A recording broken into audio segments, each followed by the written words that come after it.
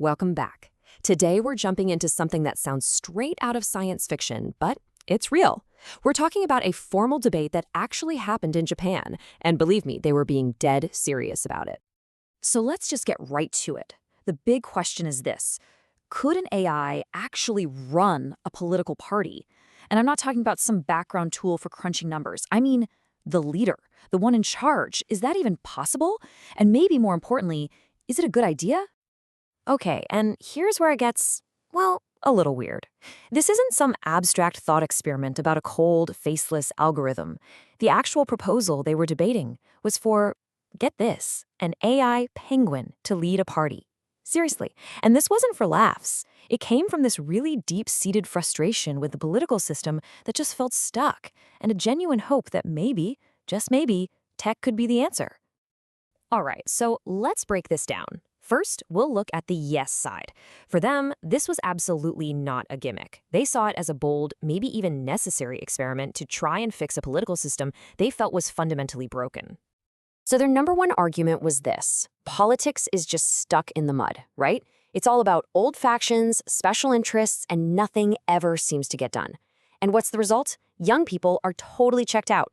So they said, let's throw a wrench in the works. Proposing an AI leader, that's a shock to the system. It's this huge, undeniable signal that you're done with the old way of doing things, and you're all in on innovation. Then, of course, they talked about the tech itself. Just imagine for a second a leader that could process all the data, every policy paper, every public opinion poll, every past outcome, to find the most logical, the most efficient way forward. The argument here is pretty compelling.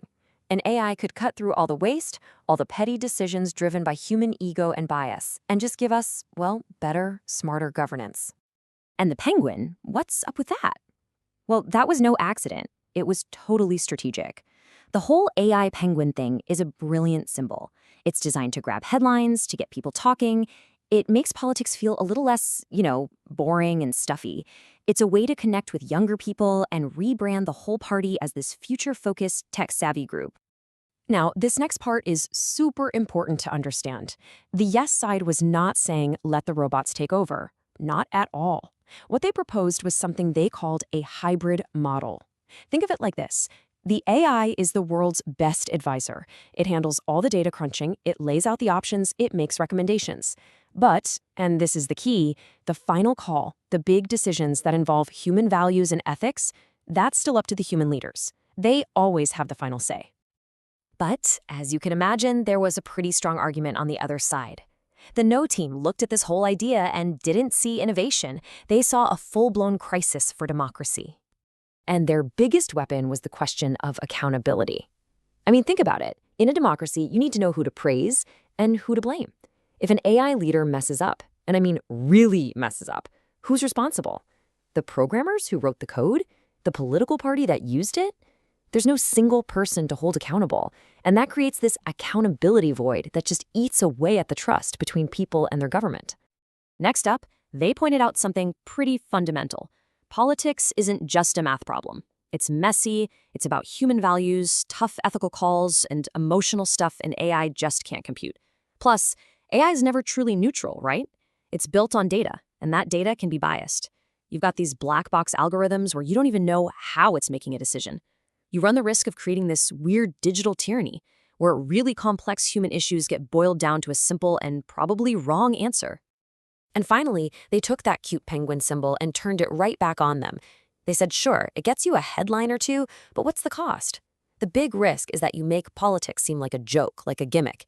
And if people start seeing it that way, you get even more cynicism. And that hard-earned trust that a democracy needs to survive, it just starts to crumble. So okay, we've heard both sides. Let's dig into where they really clash. This right here really puts it all into perspective. Look at accountability. The yes side actually thinks AI could make things more transparent than the messy human system we have now.